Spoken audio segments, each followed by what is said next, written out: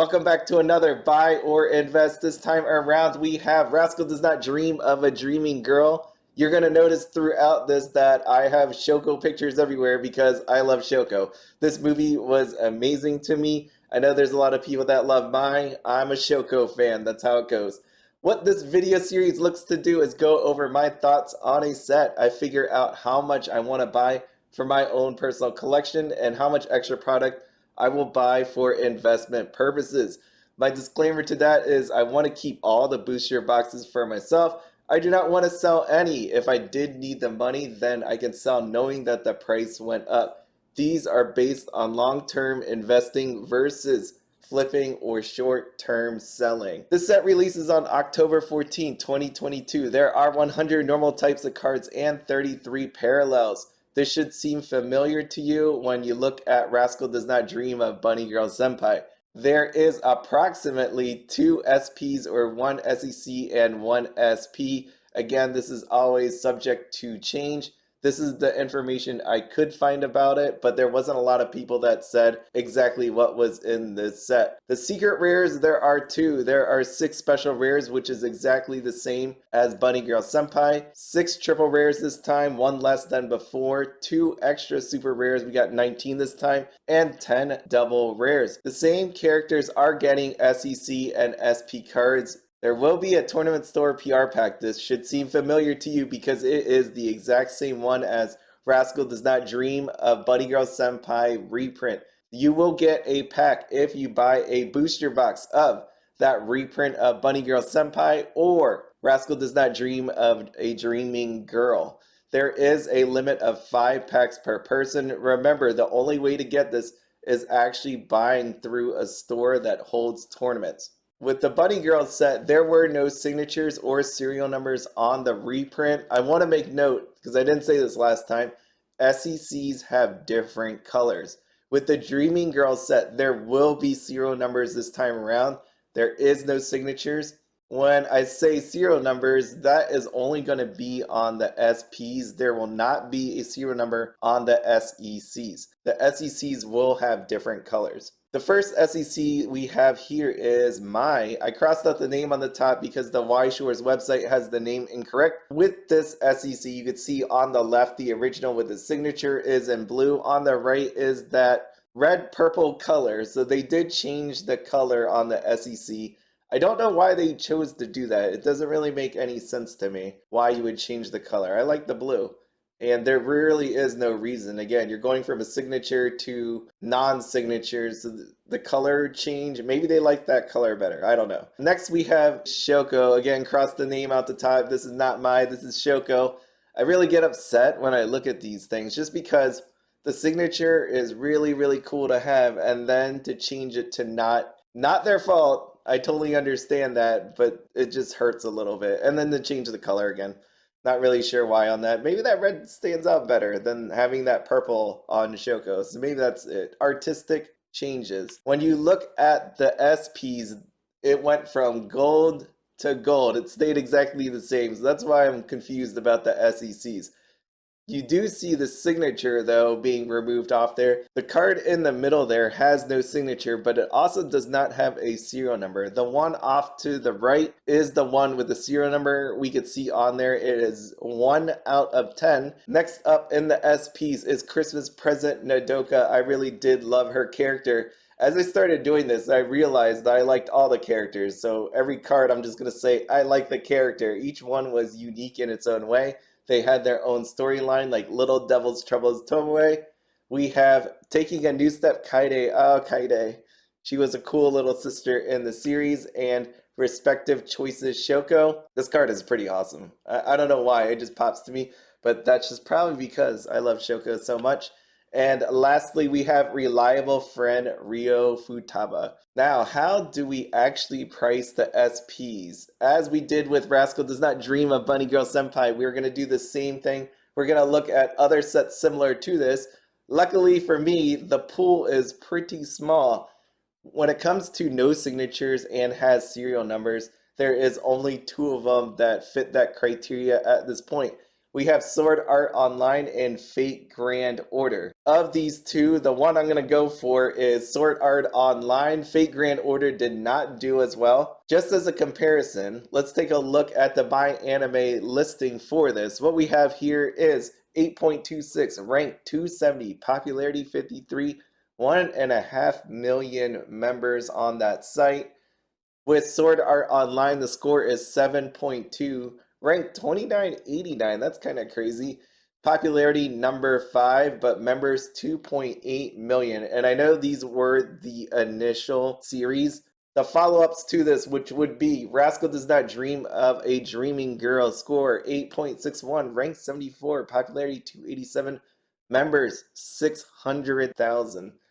With War of the Underworld 7.46, ranked 1818, popularity 354, members 521. When it comes to subsequent releases, it's always lower, but these are roughly the same. The big question for everybody out here, this all hangs on this question.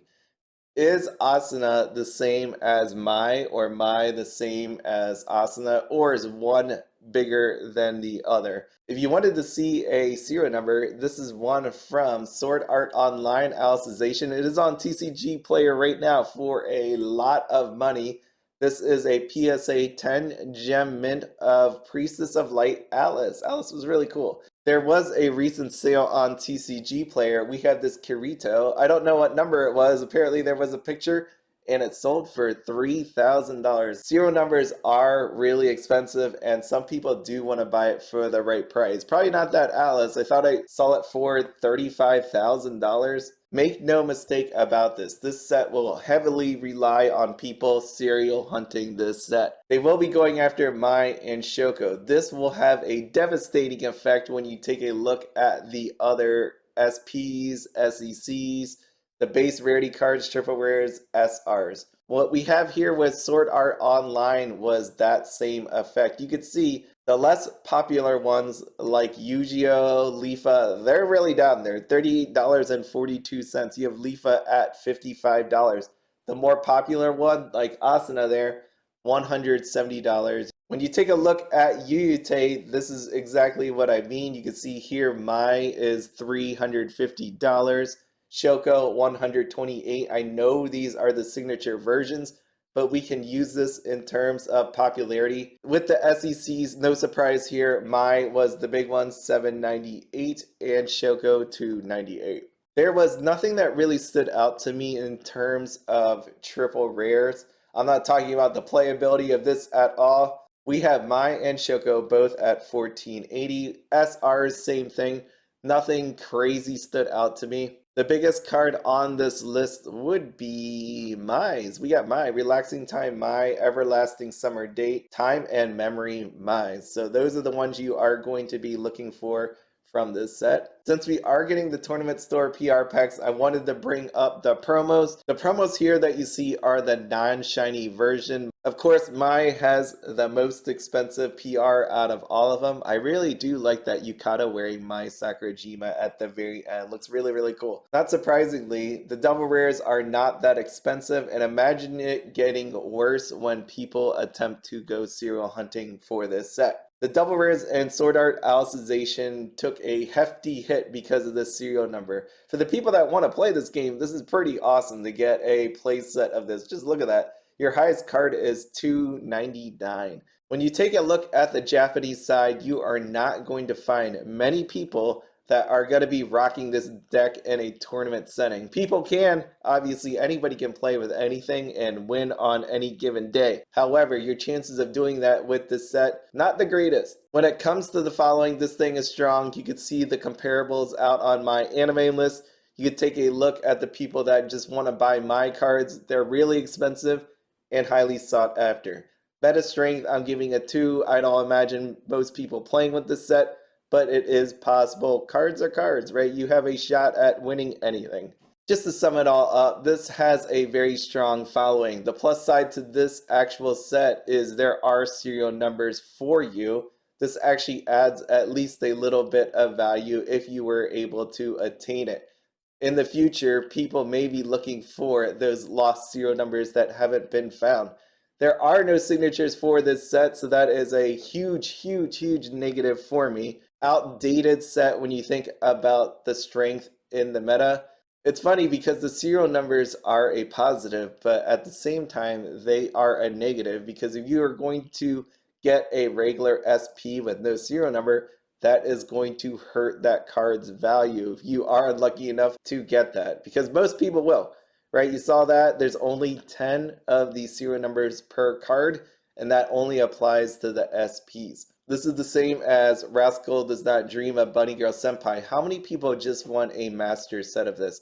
If this set isn't worth playing in a tournament setting, if this set does not actually have signature cards, how many people just want to buy one of each card for the memories and move on? The other consideration is different color SECs. I don't see that as a positive or a negative. I don't think most people will even notice this or care about it. What am I going to do here? I'll tell you. What I did was I definitely bought more of this than I bought of Bunny Girl Senpai. There's two reasons for that. I love the movie. I love Shoko. The other side of it is if people do not pull all the serial numbers, one day for me as I'm in an old age and opening this, that would be really cool to see a serial number. On the investment side, again, if people do not pull the serial numbers and you have a sealed case of this, that is going to be very nice to hold on to or sell if need be. You do, however, run into the risk of everybody pulling the serial numbers of these cards, because if they do that and people find out about it, those cases are pretty much meaningless at that point. And this is where I leave you. I'm going to leave you with this picture of Shoko just smiling off into the distance. If you are a fan of Rascal Does Not Dream of Bunny Girl Senpai, I highly recommend that you check out this movie. It is hard to find, but you can definitely find it. And if you do watch it, let me know what you thought about it. You may have to watch the ending multiple times or parts of the movies multiple times just to understand the ending.